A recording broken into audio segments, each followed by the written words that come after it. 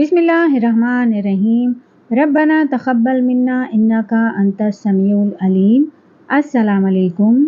आज मैं शेयर कर रही हूँ आम रस या आम के शरबत के साथ सर्व किए जाने वाले चावल के चीले की रेसिपी। सुपर सॉफ्ट जालीदार मुंह में घुल जाने वाले चावल के चीले की ये रेसिपी हम बनाएंगे ग्लूटेन फ्री, यानी कि इसमें हम मैदा या गेहूं के आटे का इस्तेमाल बिल्कुल भी नहीं करेंगे। बहुत लोगों को शिकायत होती है कि गेहूं का आटा या मैदा मिलाए बगैर चावल के चीले या तो टूट जाते हैं या फिर सॉफ्ट नहीं बनते। टिप्स के साथ मैं अपनी रेसिपी शेयर कर रही हूँ। इस रेसिपी को फॉलो करके आप आसानी से चावल के चीले बना सकते हैं।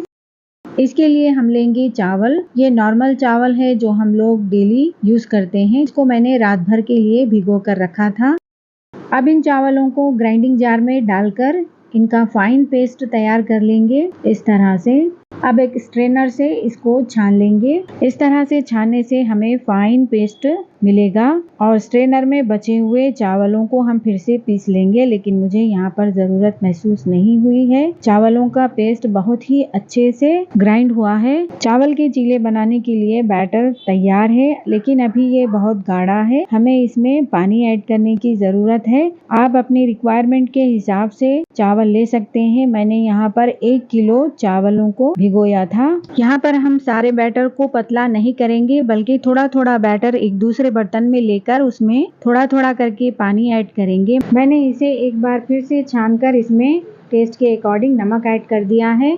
इसको अच्छे से मिक्स करके इसमें मैंने पानी ऐड कर दिया है। इस बैटर में मैंने पानी ऐड किया है। आप इसकी कंसिस्टेंसी देख सकते हैं, बहुत ही पतली है। एक नॉनस्टिक तवा लेंगे। अगर नॉनस्टिक डोसा तवा हो तो बेहतर है, वरना आप नॉर्मल तवे पर भी इसे बना सकते हैं। इसको मैंने तेल से ग्रीस कर लिया है और इसे टिश्यू पेपर या कपड़े की मदद से पोंछ देंगे। इसके बाद इस बैटर को, जिसकी कंसिस्टेंसी बहुत ही पतली है, इसे हम तवे पर फैला देंगे इस तरह से। आप देख सकते हैं इसमें फौरन ही बबल्स आए हैं और जाली बनना शुरू हुई है। ये जैसे ही ड्राई होगा हम इस पर ऑयल अप्लाई कर देंगे इस तरह से। आपने देखा होगा मैंने ना ही इसमें मैदा ऐड किया है, ना ही गेहूं का आटा इसमें ऐड किया है, फिर भी चावल के परफेक्ट चीले बनेंगे। वीडियो को स्किप बिल्कुल भी ना करें। आगे मैं बताऊंगी कि चावल के चीले टूटते क्यों हैं या फिर सॉफ्ट क्यों नहीं बनते। ये टिप्स भी मैं आपके साथ शेयर करूंगी। आप यहाँ पर देख सकते हैं ये चावल का चीला कितना पतला है।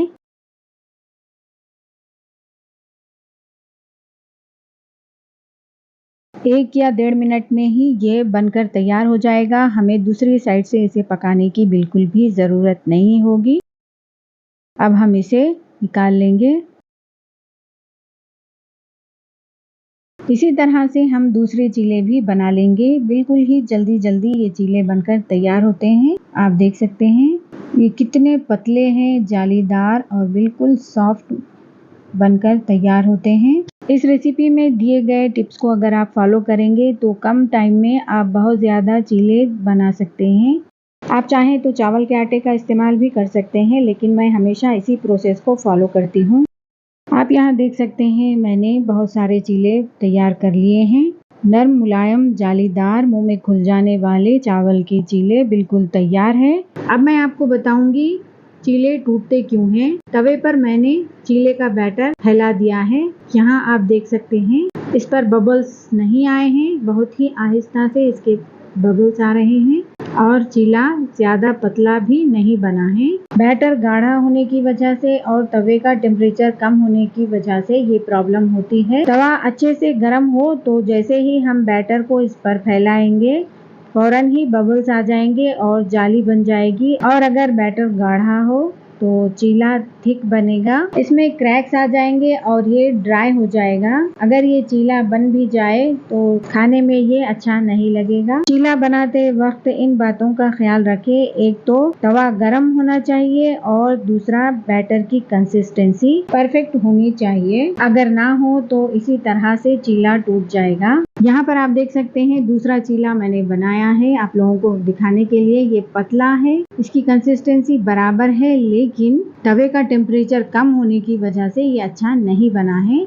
इसीलिए बैटर की कंसिस्टेंसी के साथ साथ तवे का टेम्परेचर भी बहुत ज़रूरी है, तवा एकदम गर्म होना चाहिए। बैटर की कंसिस्टेंसी चेक करने के लिए गरम तवे पर थोड़ा सा बैटर फैलाकर छोटा सा चीला बनाकर देखें। अगर चीले में बबल्स आए और जाली बनने लगे तो बैटर बिल्कुल परफेक्ट है। अगर आप चावल को पीस कर बैटर बना रहे हैं तो उसको छानना बहुत ज़रूरी है, वरना चीले हार्ड हो जाएंगे, सॉफ्ट नहीं बनेंगे। चीले को ज़्यादा देर तवे पर सेकने से भी ये हार्ड हो जाते हैं। 1 से 1.5 मिनट के अंदर अंदर ही आप चीलों को तवे से निकाल लें। इस पर तेल अप्लाई करना बहुत ज़रूरी है, वरना ये ड्राई हो जाएंगे, सॉफ्ट नहीं रहेंगे। ये मेरा पुराना नॉनस्टिक तवा है जो नॉनस्टिक बिल्कुल भी नहीं है, इस पर खाना चिपकता है। अगर नॉनस्टिक तवा ना हो तो चीले किस तरह से बनाएं ये देखेंगे।